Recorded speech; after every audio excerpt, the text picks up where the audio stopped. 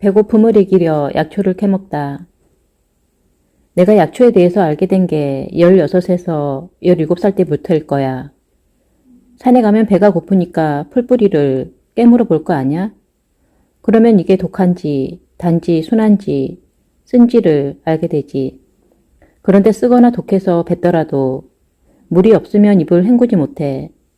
나중에는 혀가 아프고 헐기도 하지. 이렇게 약초를 한 3,000가지 연구했어. 신동 씨가 따로 없는데 왜 그 짓을 어릴 때부터 했냐 하면 할 일이 없고 직업이 없어요. 일제강점기에 우리나라 사람들한테 무슨 일거리가 있겠어. 전부 일본 놈들이나 혹은 친일파 놈들이 다 차지하고 있지. 우리 같은 못 배운 젊은이들한테는 일이 없었어. 기껏 한다고 해야 남의 논이나 밭에다 소작 부쳐 먹는데 그것도 양반들에게 통사정해야 겨우 얻어내니 우리 같은 사람들은 산에서 나무를 해다 장에 파는 게 고작이었지. 그래서 생각도 못해 약초를 캐보기로 결심한 거야. 노상 산에서 들에서 풀뿌리를 씻고 다니는 거지. 산에 가면 도라지 캐서 먹고 도라지가 제일 만만하죠. 그 다음에 창추를, 그 다음에는 물밤이라는 것도 먹어보고 그러다 보니까 약초를 하나 둘씩 알게 된 거야. 창추를 캐서 먹으면 속이 쓰려. 빈속에 먹으면 독해. 그러니까 그놈을 시냇물에 씻어 널고 돌로 눌러 놓으면 아무도 그게 약재인지 몰라. 촌놈들이 뭐 알아. 밥이 없어 배가 고플 때 창추 껍질을 벗겨 먹으면 배가 안 고픕니다. 그리고 도라지 탁주라고 도라지 풀하고 똑같이 생긴 것이 있는데 그것을 먹으면 속이 안 아파. 그래서 또 그것만 캐먹으러 다니는 거야. 그것도 없을 때는 창추를 캐서 또 먹고 이렇게 먹어보고 독이 아니다, 맞다. 많이 먹으면 안 되는 것이구나 하고 깨닫게 됐지. 어떤 것들은 개를 먹여가면서 실험을 했어. 죽나 안 죽나. 물론 동네 사람들이 모르게 했지. 저놈이 일은 하지 않고 약초 캐다가 개나 짐승에게 먹인다고 소문이 나면 미친 짓 한다고 다들 조롱하지 않겠어? 그런데 개에게 먹일 때는 그냥 먹이지 않고 누룽지에다 조금 섞어서 주었어. 그러면 개라는 놈은 우선 냄새를 맡아봐. 왜 냄새 잘 맡는 놈을 개코라고 하잖아? 냄새를 맡아보고 사람 먹는 것은 다 먹어. 어떤 때는 개가 먹다가 핑 하고 쓰러지는 놈들도 있지. 그러면 이 약초는 사람이 먹을 때도 핑 하고 돌겠구나 하고 알게 되지. 이렇게 난 놓고 기억자도 모르는 나 같은 놈도 머리를 쓰니까 약초에 대한 해박한 지식을 얻게 된 거야. 누룽지가 아니면 찢은 명태에다 돌돌 말아서 실로 꿰매 가지고 줘. 개들도 배가 고프면 먹는 것에 환장해서 덜커덕 깨물지만 죽을 거면 귀신같이 안 먹어.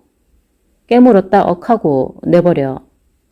한 번은 부자를 명태에 싸서 개에다 먹였는데 한참을 먹더니 개가 캑캑하며 다 토하는 거야. 그래서 부자가 아주 독한 것이구나 하고 깨달은 거지. 그런데 얼마나 독한 것인지 나도 한번 알아봐야겠다 해서 부자를 입에 넣어 질겅질겅 씹어봤지. 부자는 혀에만 대도 으르르 하니 독성이 아주 강해. 그래서 절대로 삼키지는 않고 뱉었는데 혓바닥이 얼얼하지. 이렇게 하나하나 배우다가 정 모르겠으면 약초꾼들이나 돌팔이 요원들에게 물어봤어. 실제로 이런 사람들에게 이론만 주면 아주 신이 나서 자기가 아는 약초는 다 알려주지. 자기 자랑한다고. 동네 사람이 그거 먹으면 개나 사람이나 다 죽는다. 그러면 실제로 먹여서 죽나 안 죽나 보기도 했어. 개하고 뱀하고 구렁이를 수없이 죽여가면서 실험했어. 왜냐하면 내가 쓰는 약은 일반 약이 아니라 사람이나 짐승이 먹으면 즉사하는 독약들이야. 그런데 이 독 키독이라 안 쓸 수가 없거든. 사람이 병드는 것은 독이 몸에 가득 차서 그래. 이걸 독으로 치료해야 해. 공연히 보한다고 보약을 쓰면 처음에는 낫고 기운이 뻗치는 것 같아도 몇 년 못 가요. 할아버지가 쓰는 약은 기존의 한의학에서 쓰는 약과 전혀 다르다. 하늘과 땅만큼 차이가 크다. 기존 기록과 처방에는 없는 것을 순전히 홀로 연구해서 창안해냈기 때문이다.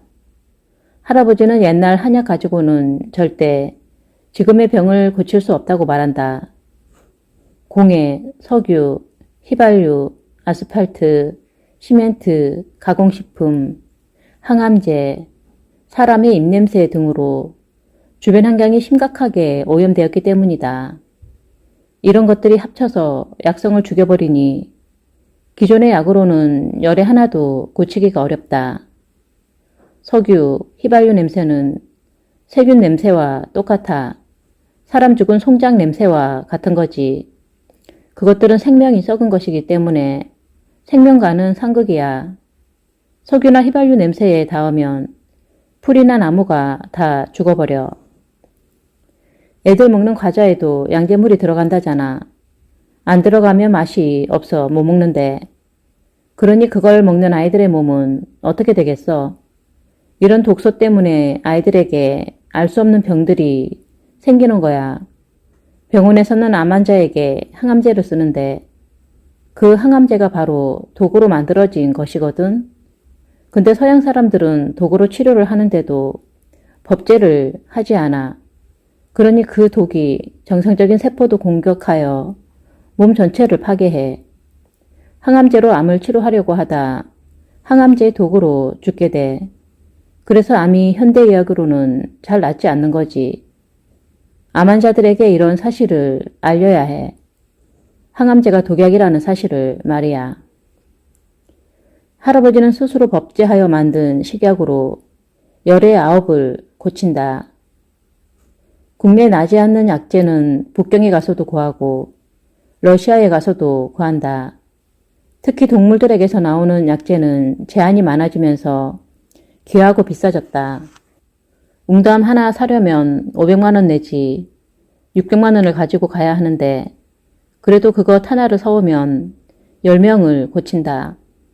할아버지는 자신의 약이 아마 앞으로 1000년까지는 써먹을 수 있을 것이라고 한다.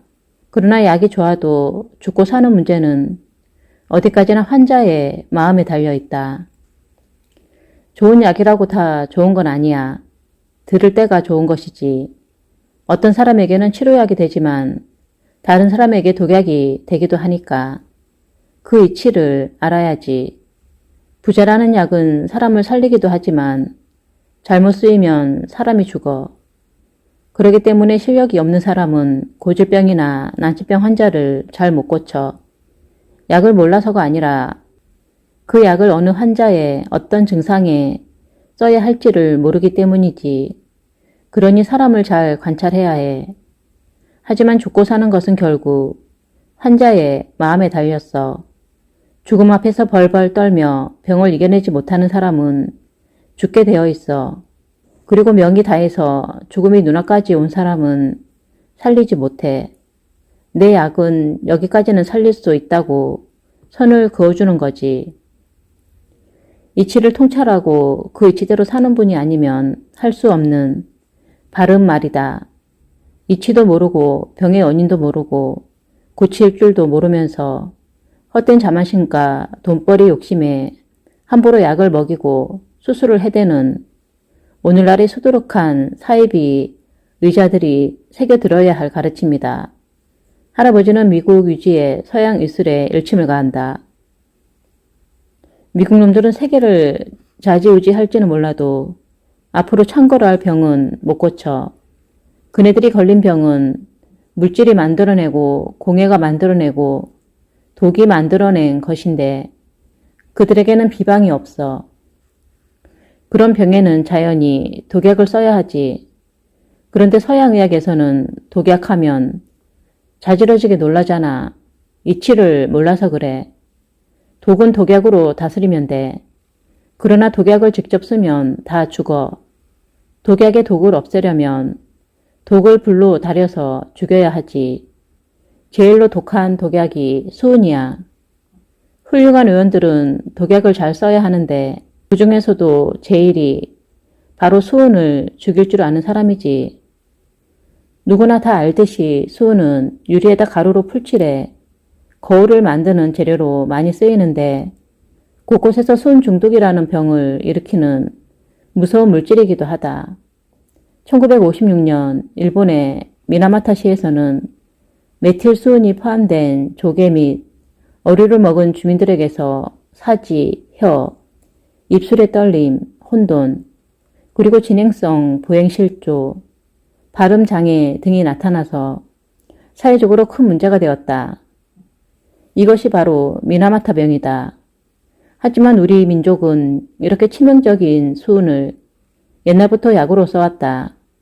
치명적인 도구로 오히려 불치병을 없애는 고차원의 지혜. 할아버지의 말에 따르면 수은의 독을 없애는 작업은 정말 지극한 정성을 필요로 한다. 그게 독이 있어서 9번 이상을 쪄야 하는데 그렇게 해서도 안 되면 12번까지도 찝니다. 산에 가서 단지를 파묻고 수은을 한 숟가락 넣어요. 그리고 단지 주둥이를 종이로 바르고 그 위에 진흙을 또 덮고 저녁 내 12시간 불을 뗍니다. 그러면 밑에 있는 수은이 전부 종이에 가서 늘어붙어요. 그것을 긁어가지고 또 불을 뗍니다. 그놈이 다 타면 또 올라붙고 그러니까 이런 식으로 9번을 찝니다. 그러면 보통 약재들은 9번 불로 찌면 독성이 사라지고 약성이 배가 되는데 이 수은만은 그렇지 않아요. 9번을 쪄도 독성이 죽지 않는 경우가 많이 있습니다. 수은에 독성이 남아있는지 아닌지는 인삼에 넣어보면 확실히 알 수 있어요. 인삼이 그냥 까매지면 독성이 죽은 것이고 인삼이 파래지면 독성이 안 죽은 겁니다. 이것을 말로만 설명하면 잘 몰라. 끓이면서 보여주면 8증한 것, 9증한 것, 10증한 것을 한눈에 알아볼 수 있지. 그렇게 알려줘야 알지. 그냥 얘기만 듣는 것으로는 잘 모릅니다. 그러니까 구증을 해보려는 사람이라면 이걸 제대로 배워야지. 가짜로 해서 어디 될 일인가요? 이건 해봐야 해요. 이렇게 수은의 독을 없애려면 40일을 고생해야 합니다. 지리산 같은 데 가서 바위 밑에다 굴을 뚫어놓고 비가 오거나 눈이 오거나 40일을 인내하며 독성을 없애 최고의 약을 만들면 정말 기가 막힙니다. 내가 준 약이 무슨 병이든 고친다고 소문이 자자하지요? 그 비결은 이런 각고의 노력 끝에 얻어지는 진짜 약을 쓰기 때문입니다. 산에서 딴 열매나 들에서 캐낸 약초를 가지고 약을 쓰는 것이 아니에요. 공장에서 만들어내는 화학약이나 주사약을 쓰는 것도 아니고 하늘과 땅만이 내 인고의 노력을 압니다. 약을 먹는 사람들은 효과가 좋으니 고맙다고들 하지만 사실 그 고생과 노력까지는 모르지요. 그런데 요즘은 그중을 할 줄 아는 사람이 다 좋고 없으니 이 노릇을 어찌해야 할지 모르겠어요. 법제한 수은은 갑상선에 특효가 있다고 한다. 갑상선 기능의 항진이나 저하는 물론 갑상선 암까지 수은 한 방이면 끝난다. 양약은 갑상선 기능 항진이나 저하를 완치하지 못하고 증상을 조금씩 가라앉힐 뿐이다. 의사들도 갑상선 약의 부작용은 잘 설명해주지 않고 그저 평생 팔자려니 하고 약을 먹으라고만 권한다. 갑상선암을 수술로 떼어버리고 마니 그게 어디 치료입니까? 고장나고 아픈 데를 다시 살려내야 치료지. 떼어버리면 사람을 2번 잡는 것이나 다름없어요. 왜냐? 치료법을 모르기 때문입니다. 수은 법제한 것 한 방이면 끝납니다. 십이지창, 등창, 연두창 등의 창증에도 수은을 사용하지 않으면 못 고칩니다. 또한 법제한 수은을 인삼에 놓고 녹용과 함께 달이면 각기병, 토질병, 수질병에 특효가 있습니다. 인삼에 수은을 넣을 때는 반드시 구증해서 독성을 빼야 합니다. 그렇지 않고서는 효과가 없을 뿐만 아니라 잘못하면 사람도 죽습니다. 나는 구증을 한 후에 그것을 쥐를 잡아다 먹여보면서 독성의 세기를 가늠해요. 어떻게 하냐면 쌀을 불려 물을 따른 다음에 그 물에다 독물을 넣고 다시 불린 쌀을 넣으면 쥐가 아주 잘 먹어요. 쥐가 그 쌀을 먹고도 아무 이상이 없으면 이것은 병만 치료하고 사람에게는 전혀 해가 되지 않는 약이 된 거예요. 만일 쥐가 죽으면 이 약은 아주 조심해서 소량만 쓰도록 기억해 둡니다. 요즘은 다들 쥐 실험을 많이 한다는데 나는 벌써 80년 전부터 쥐를 가지고 독성을 실험해 왔어요. 쥐로 실험을 해야 시비가 없잖아요. 할아버지는 열악한 환경 속에서도 자신이 얼마나 약에 대해 철저히 검증하고 실험을 했는지를 털어놓으며 자신에게 족쇄를 채운 의료법에 대해 편한 심기를 드러낸다. 지금 내가 약을 썼다 해서 재판한 것 아닙니까?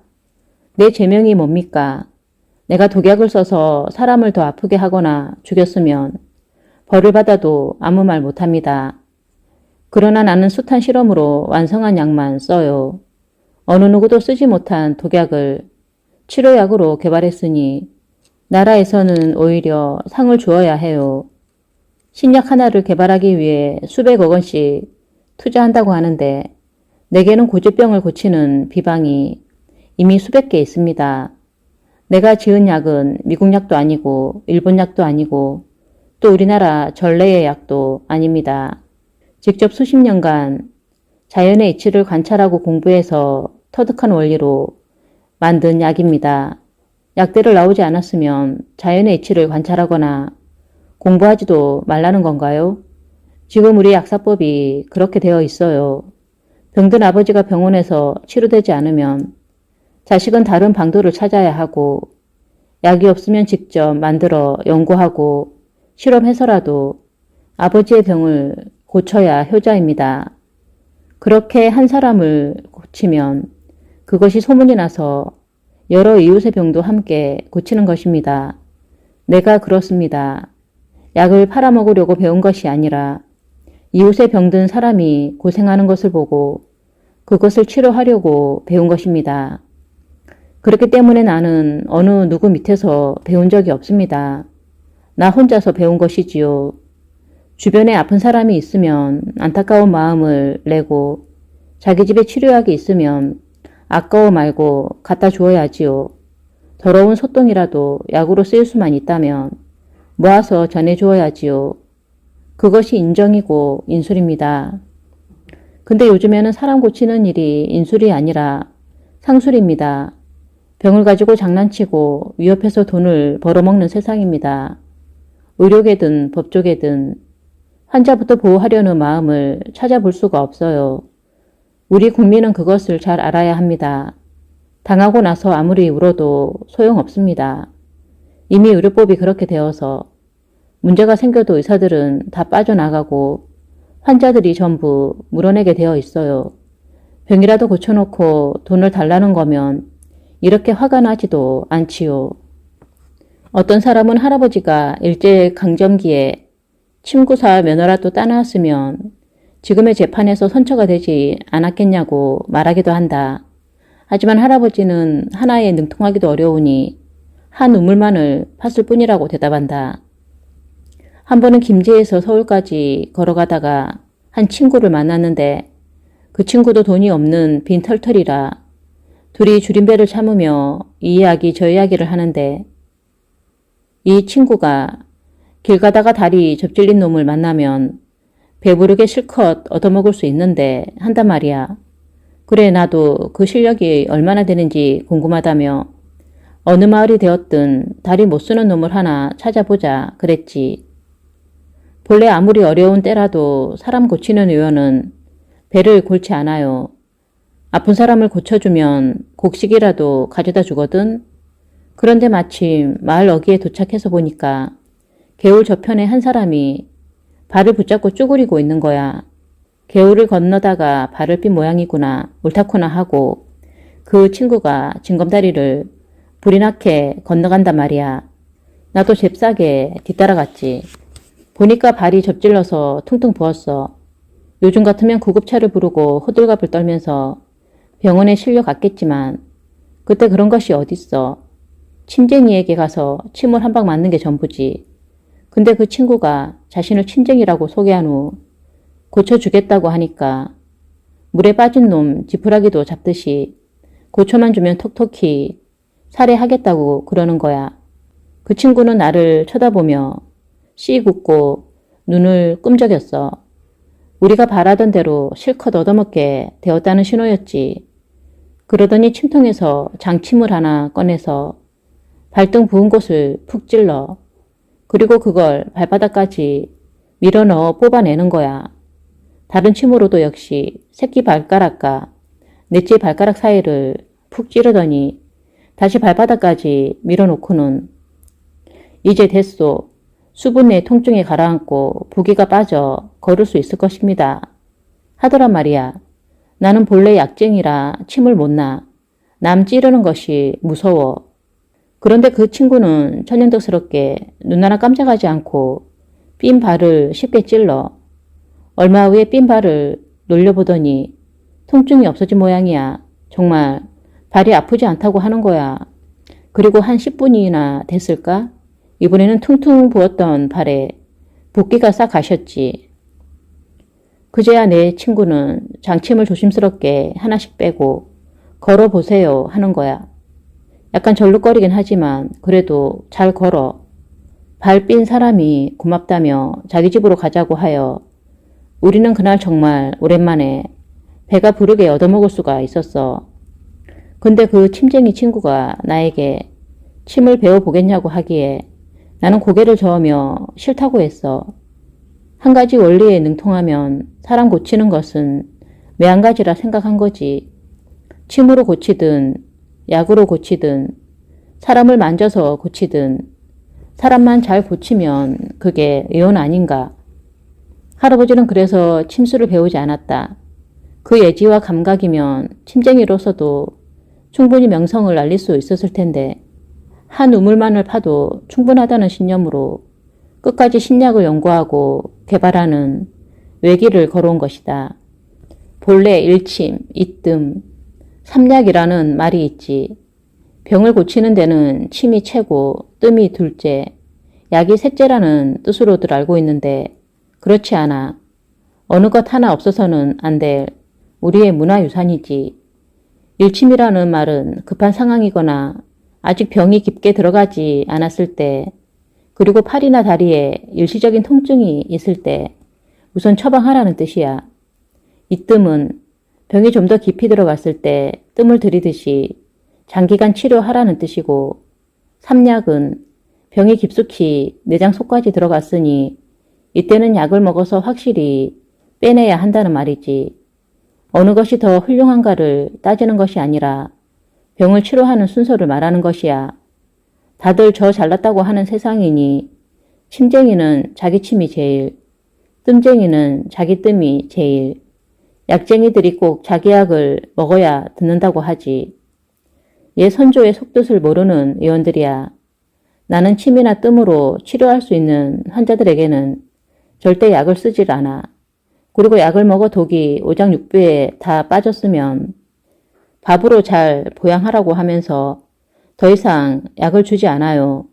그러니 병증이 평범한 사람들은 나에게 오지 않고 내장이 상해서 어디서도 못 고치는 사람들이 주로 오는 거야.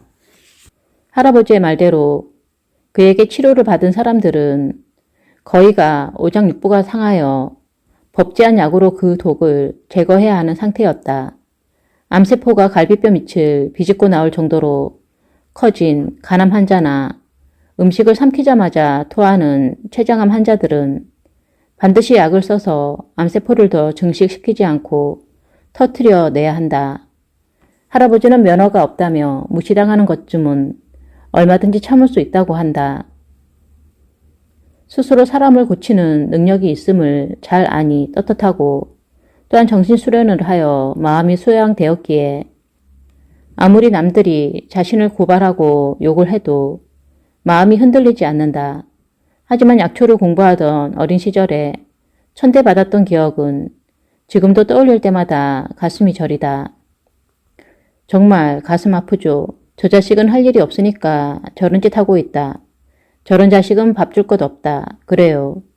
배는 고픈데 밥 줄 것 없다고 하는 소리를 눈앞에서 들을 때 정말 기가 막힙니다.